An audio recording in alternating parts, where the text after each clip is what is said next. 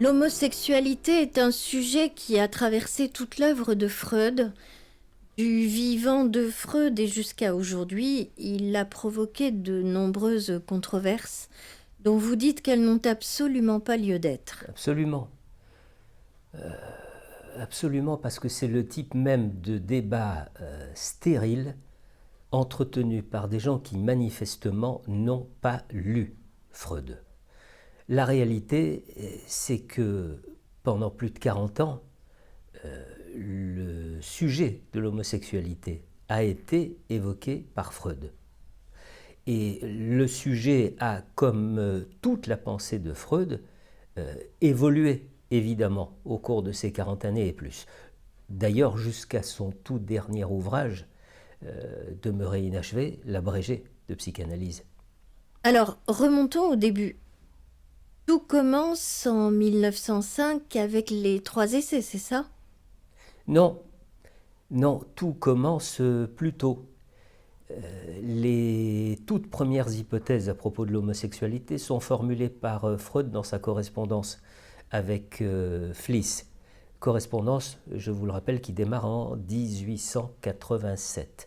Et c'est seulement ensuite que le sujet a été publiquement exposé, si on peut dire, dans les 3 essais sur la théorie sexuelle. Et là, ça a été le grand scandale. Pensez, postuler l'existence d'une sexualité infantile. Il y a eu des levées de boucliers, des agressions, des mises au banc du professeur Freud.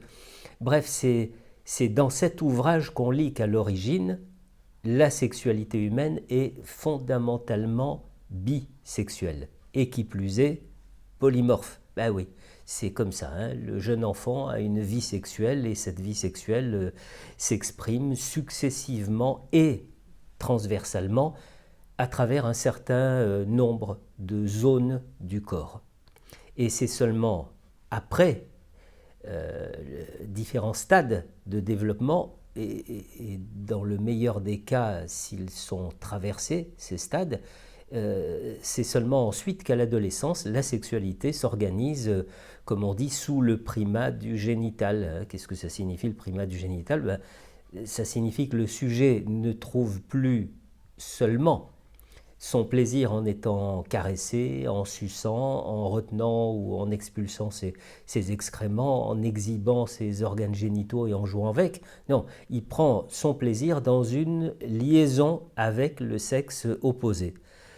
C'est-à-dire dans le fait que les pulsions orientent son désir vers le sexe opposé, ce qui était considéré, je cite, comme un but sexuel normal. Et donc, ça signifie que à ce moment-là, l'homosexualité est considérée, comment dire, comme la conséquence d'un non-franchissement de l'un des stades de développement, c'est ça? C'est ça. Si l'on considère les stades de développement comme les marches d'un escalier, le sujet a buté sur une marche. Et alors quoi? Il ne franchit pas cette marche? Il s'arrête? Il est bloqué sur cette marche? Non, le fleuve libido ne s'arrête jamais de couler. Seulement, il ne s'écoule plus de la même façon. Voilà, c'est un peu comme s'il conservait la mémoire de la marche qui n'a pas été franchie ou qui a été mal franchie. Comme s'il considérait cette chose-là comme une fin et non comme une étape sur la voie de son développement psychosexuel.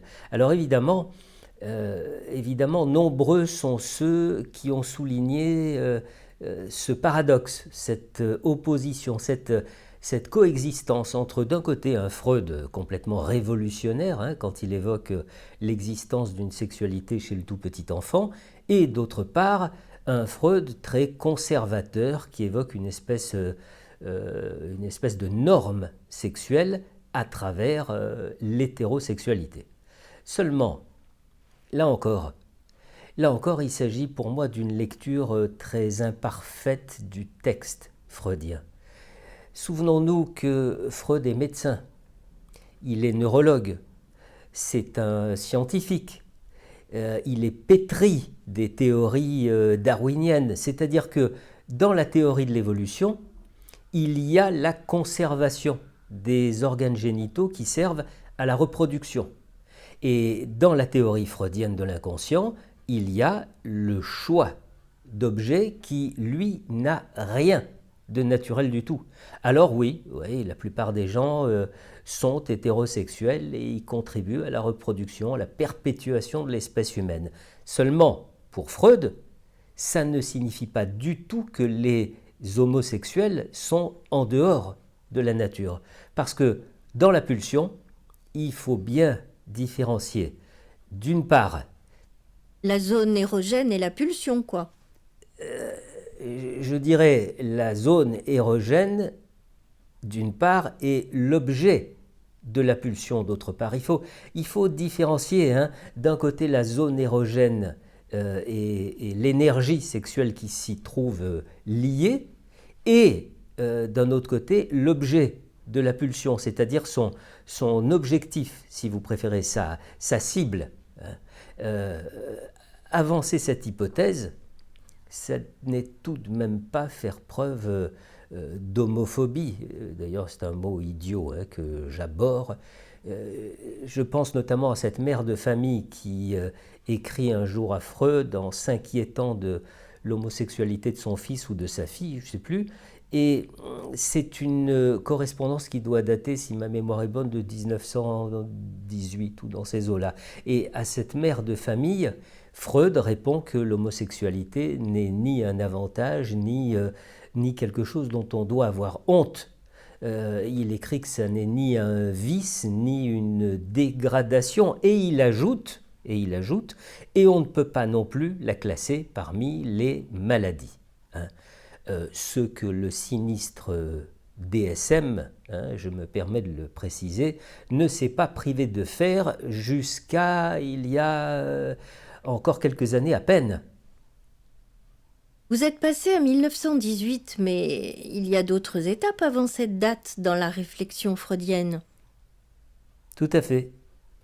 Tout à fait. Il faut se souvenir que Freud, dans ces années-là, commence à concevoir sa théorie du narcissisme. Et l'homosexualité est alors considérée comme une espèce de stase.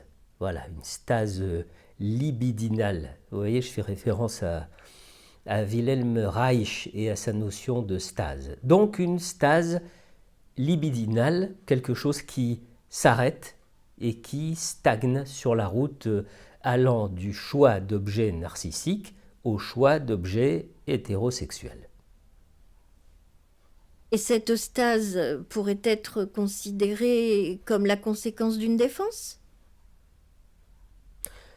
Alors ça c'est l'hypothèse émise par Freud en 1911 ou 1912 quand il se penche sur le cas du président Schreiber. Et qu'il fait alors de la paranoïa une défense contre les pulsions homosexuelles. Une défense qui se manifeste parce que le persécuteur désigné par le paranoïaque est une personne représentant potentiellement l'être aimé.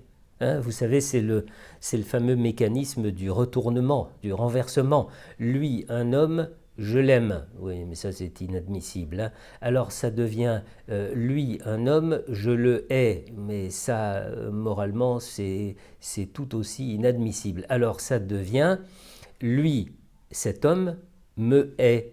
Et donc, j'ai toutes les bonnes raisons de le haïr également. Et le rôle de la mère dans l'histoire?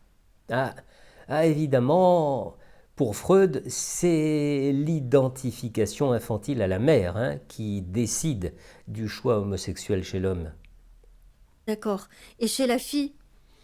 Et chez la fille, c'est la fixation au père. Et c'est aussi l'impossibilité d'accepter la castration de la mère et donc la différence des sexes. Donc, résumons. Vous disiez au début de cet entretien que seule une vraie lecture de Freud permet de dépasser les débats stériles et les accusations infondées. Eh bien voilà, nous y sommes. Hein.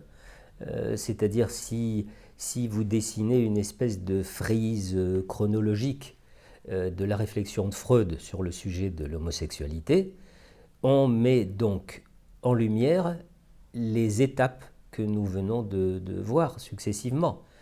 C'est-à-dire d'abord les premières hypothèses partagées avec l'ami Fliss. Ensuite, la bisexualité. Ensuite, le narcissisme et le choix d'objets. Et puis l'identification. Et surtout, le fait que Freud postule l'existence d'homosexualités multiples. Une homosexualité au pluriel. Voilà. C'est-à-dire il n'apporte pas une réponse binaire comme tant d'autres auteurs, y compris des auteurs contemporains. Hein. Il n'établit pas une barrière entre ce qui est normal et ce qui serait pathologique. D'ailleurs, vous savez, la clinique quotidienne nous confirme la pertinence de la vision freudienne. Hein. Il y a bien des homosexualités multiples. Et pour autant, je dirais, attention, hein, attention, cette multiplicité qui nous ramène comme toujours à la singularité du sujet ne doit pas pour autant occulter le rôle des facteurs plus contemporains qui viennent jouer un peu comme les fauteurs de troubles dans l'histoire, ajoutant aux origines déjà précisées de l'homosexualité des biais qui doivent évidemment être pris en compte au cours d'une psychanalyse.